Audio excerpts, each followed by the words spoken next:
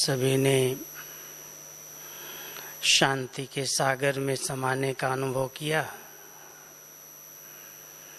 ऐसे लग रहा था जैसे हर एक समाया हुआ बैठा है। कितनी गहरी सच्ची शांति का अनुभव हो रहा था। और जब आत्मा अपने उस शांत स्वरूप स्थिति में बैठती है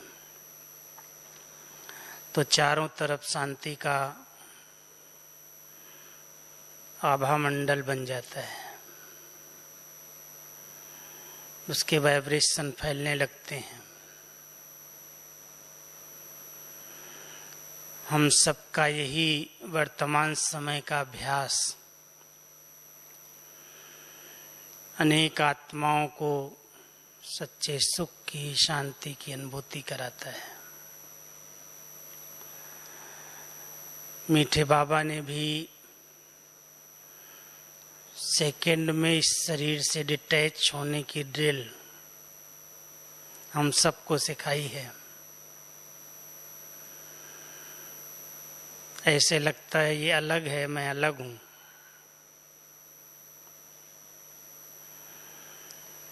अभ्यास करते करते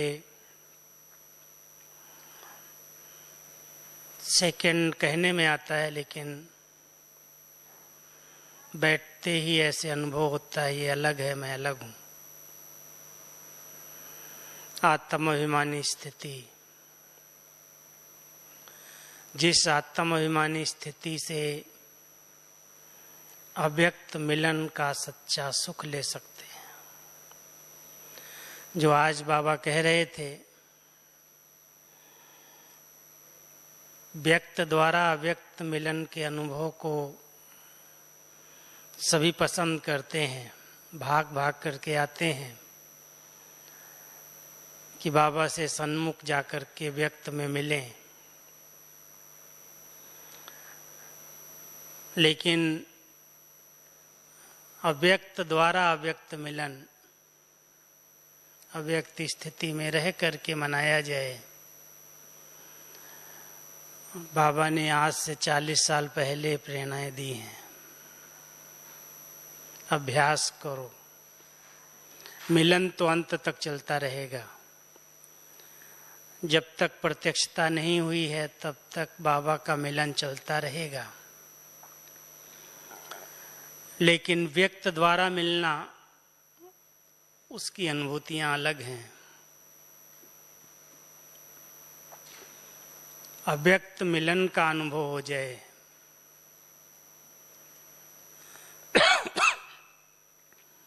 मैं समझता हूं आप सभी इसके अनुभवी हैं।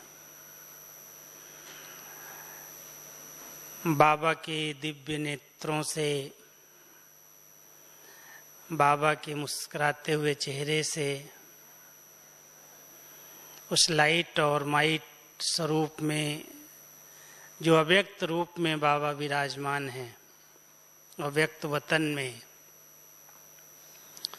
जब आत्मा अपने उस स्वरूप में स्थित होती है तो उस मिलन का सच्चा आनंद, सच्चा सुख लेती है, जिसकी वर्तमान समय बहुत आवश्यकता है। व्यक्त मिलन तो केवल 1-2 घंटे 3 घंटे का होता है साकार में जब बाबा आते हैं। लेकिन ये मिलन जब चाहें, जहाँ चाहें बाबा से मना सकते हैं, प्राप्तियां कर सकते हैं, वरदान ले सकते हैं। यही मिलन हम सबको समय पर काम आने वाला है। इसलिए योग अभ्यास में तो मिलन का अनुभव करते ही हैं। बैठते हैं तो बाबा से मिलन मनाने लगते हैं, मीठी मीठी रूह रिहान भी करते हैं, बाबा को देखते रहें अपने अव्यक्त नजरों से, उस अव्यक्त मिलन का सुख लेते रहें। योग में तो ये अनुभव होते हैं, लेकिन कर्म क्षेत्र पर रहते हुए व्यक्त से परे हो जाएं, व्यक्त बातों का, व्यक्त देखने सुनने बोलने का जो रस है, आत्मा उस व्यक्त से जितना न्यारी होती जाती, जितना समय, जब व्यक्त आकर्षण समाप्त होती हैं, कर्म इंद्रियों की आकर्षण समाप्त हो जाती हैं,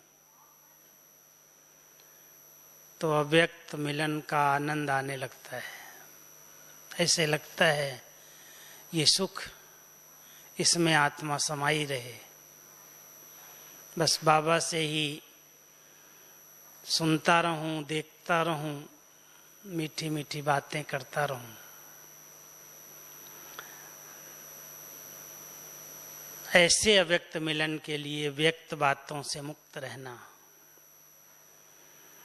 मैं समझता हूँ इस बार की मुरली सबको याद होगी, रिवाइज तो कई बार किया होगा, किया है सभी ने। 15 तारीख वाली मुरली के लिए, जो बाबा विदेशियों से 19 तारीख को मिले, उसके लिए मैं बात कर रहा हूँ। जिन्होंने इसको रिवाइज किया वहां तो उठाओ।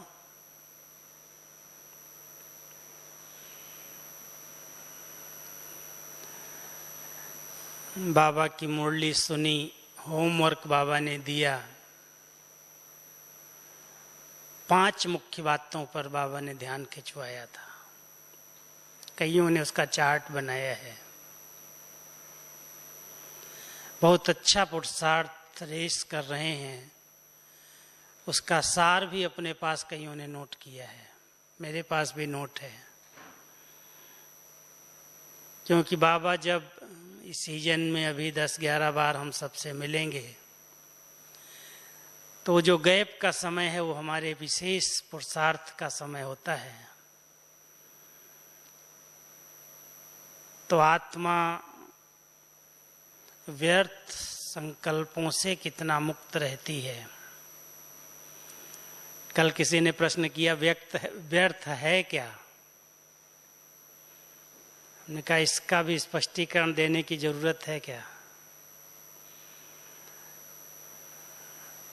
जब हम सभी एक लक्ष्य की ओर बढ़ रहे हैं, हम सबके सामने गोल है, संपन्न संपूर्ण स्टेज और ब्रह्मा बाबा की जीवन, जिसको बाबा कहता है सी फादर फॉलो फादर। अगर उसके सिवाय कहीं पर भी बुद्धि भटकती है,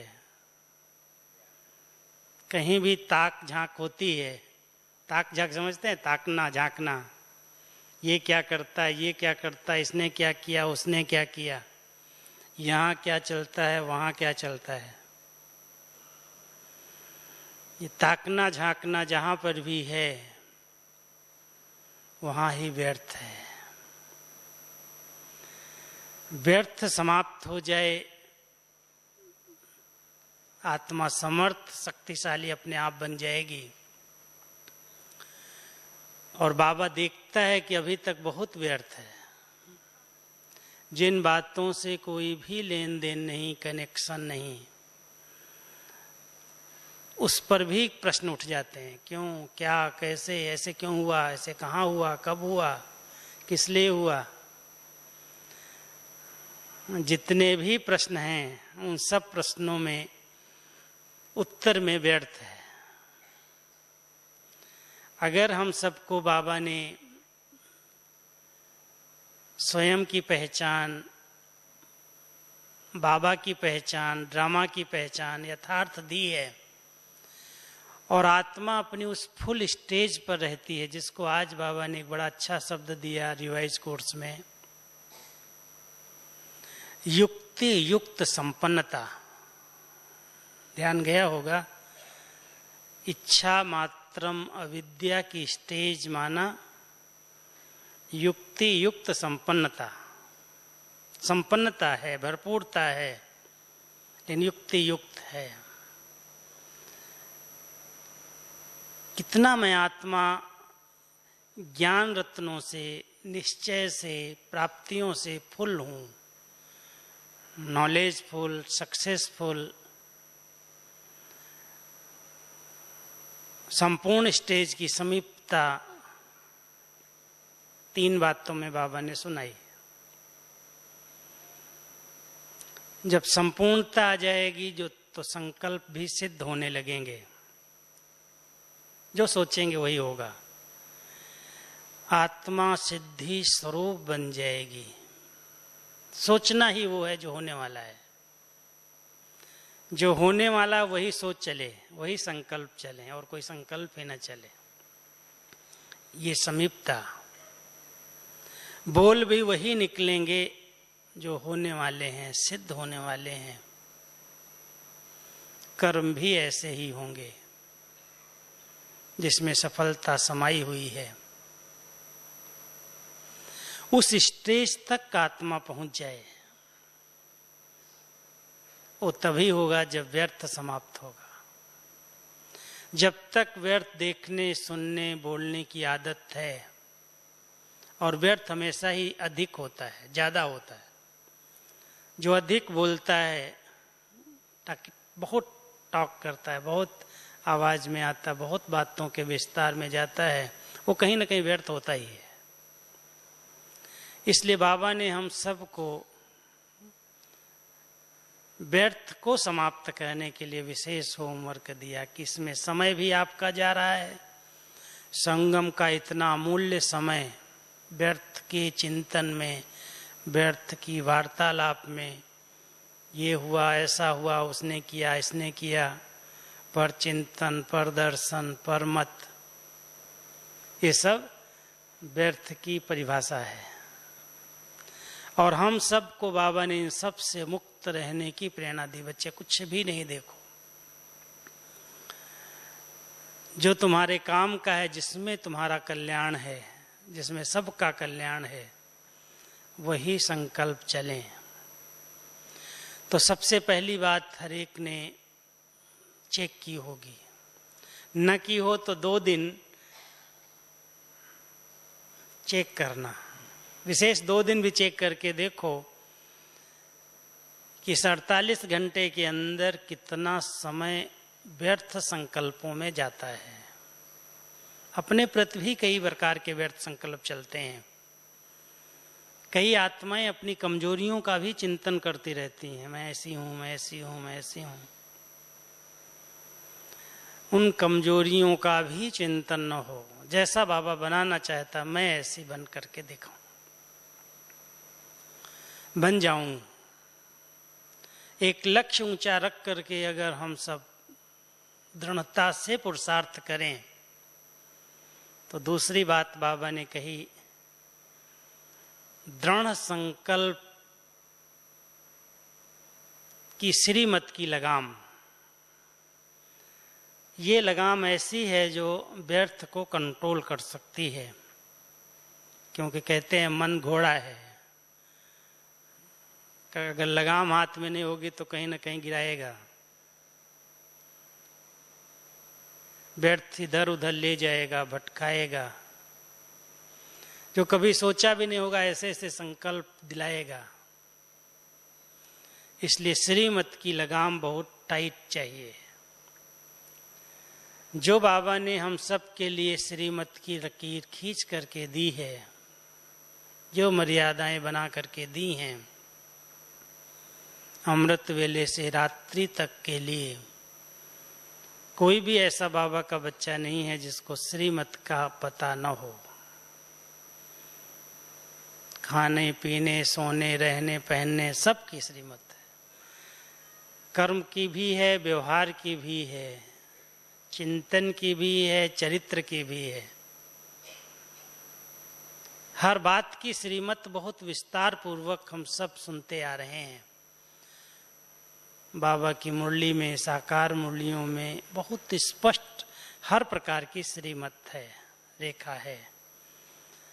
और जो बच्चे उस श्रीमत पर संपूर्ण रीति से चल रहे हैं, लगाम हाथ में है, इसको छोड़ना नहीं,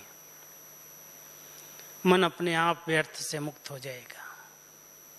जब आने लगे तो बाबा कहता पूछो क्या बाबा ने ऐसा सोचा होगा, बाबा ने ऐसा कभी बोला होगा, बाबा ने कभी ऐसा किया होगा। बाबा को देखो, सी फादर। अगर बाबा ने नहीं किया है, बाबा ने नहीं सोचा, तो मैं क्यों सोचूं। वारी जाने का संकल्प, जैसे बाबा वारी चला गया, बलिहार कुर्बान हो गया, शिव बाबा पर बलि चढ़ गया। हम सब कहते हैं मैं तुम पर वारी जाऊं, तन मन धन समय सबसे मैं वारी जाऊं, लेकिन अगर चेक करना कि मैं कितना वारी गया हूं, बलिहार गया हूं, जब तक कोई संपूर्ण बलि नहीं चढ़ा, वारी नहीं गया, तब तक व्यर्थ पर कंट्रोल करना मुश्किल है। वारी बलिहार हो जाए, जो बाबा चाहता वही करना बस, तब श्रीमत की लगाम टाइट होगी। तीसरी बात बाबा ने विशेष ध्यान खिंचवाई, आत्मा को शुभ भावना शुभ कामना से संपन्न करो। हर आत्मा के प्रति, चाहे वो परिवार का कोई भी सदस्य है, गिरा हुआ भी है, कमजोर भी है, उसके प्रति भी बाबा ने रहम और कल्याण की भावना रखी। उसको भी परिवार का सदस्य समझा, उसको भी अपनी भावनाओं से, अपने श्रेष्ठ वाइब्रेशन से चेंज किया। ऐसे के प्रति भी हमारे अंदर नफरत की भावना, घृणा की भावना, उसको दूर कर देने की भावना न हो, उसका भी भला हो। ऐसे शुभ भावना शुभ कामना से संपन्न जैसे बाबा रहे, हम सबको भी कहते बच्चे चेक करो कितना आत्मा शुभ भावनाओं से संपन्न रहती है। ऐसी आंतरिक कामनाएं शुभ हैं या स्वार्थ की हैं। कोई मुझे रिस्पेक्ट दे, कोई मुझे मान सम्मान दे, अगर ये सूक्ष्म कामना भी है, दे तो मैं दूं, इससे कुछ प्राप्त हो, ये पहले बोले तो कम से कम कुछ तो झुके। अगर ऐसी भी कामनाएं हैं तो शुभ कामना नहीं कही जाएगी। इसलिए जैसे बाबा ने हर बच्चे को गले लगाया, मैं तो अपने पुराणों में जितने आदि रतन हुए हैं सबको बहुत नज़दीक से देखा है। मधुबन में उन सब के फोटो लगाए गए हैं, अलग अलग पांडव भवन में लगे हैं आंगन में। तो मैं एक एक को देख रहा था। एक दो हैं जिनसे मेरी मुलाकात पर्सनल नहीं हुई है, टोटल सबसे मिला हूं, बहुत नजदीक से देखा है इन सबको। अगर अभी अभी कोई बात हो भी गई, नीचे ऊपर कुछ भी हो गया, बड़े थे, जवाबदार थे, अगर कोई बात हो भी गई, कोई शिक्षा भी दी, कोई सावधानी भी दी, आप अगर 15-20 मिनट के बाद फिर से उनसे मिलेंगे, उनके दिल पर कोई भी बात नहीं, सब भूल जाते, फिर जैसे थे वैसे ही मिलेंगे, वैसा ही स्नेह, वैसा ही मुस्कुराना, वैसे ही बात करना। उन्होंने कोई बात दिल पर नहीं रखी कि आधा घंटा पहले ये इसने ऐसा हमारे साथ व्यवहार किया था, इसने ऐसी डिबेट की थी, इसने मेरा अपमान किया था। कोई ने भी कुछ किया हो, कभी भी किया हो, उसकी बात उन्होंने चित्त पर कभी नहीं रखी। जो संपर्क संबंध में आए होंगे दादाओं और दादियों के, उन्होंने बात नोट की होगी। किसी भी दादी या दादा ने कभी भी अपने दिल पर कोई की बात, कमी कमजोरी रख करके 1-2 दिन मूड ऑफ कर ली हो, बात न की हो, मेरा अनुभव तो नहीं है। उसी समय भुला देना एक बहुत बड़ी कला है, बहुत बड़ी विशेषता है कि यदि हमारे से कोई आपस में कुछ हो भी गई, कोई कारण से सेवाएं हैं, संबंध हैं, संपर्क हैं, लेन देन है, व्यवहार है, बहुत कुछ है परिवार में। लेकिन वो बात जो हो गई उसी समय उसको भुला दिया जाए, बहुत बड़ी स्टेज है। फिर से वो आत्मा अगर सामने आए तो वही स्नेह, वही रूहानियत, वही प्रेम, ये बहुत अच्छी विशेषता हम सब ने बड़ों में देखी है। बाबा ने ऐसे गढ़े हैं बच्चों को, रतन बनाए हैं, तब हम उनको आदि रतन कहते हैं। पूज्य स्वरूप में है, पूर्वज हैं।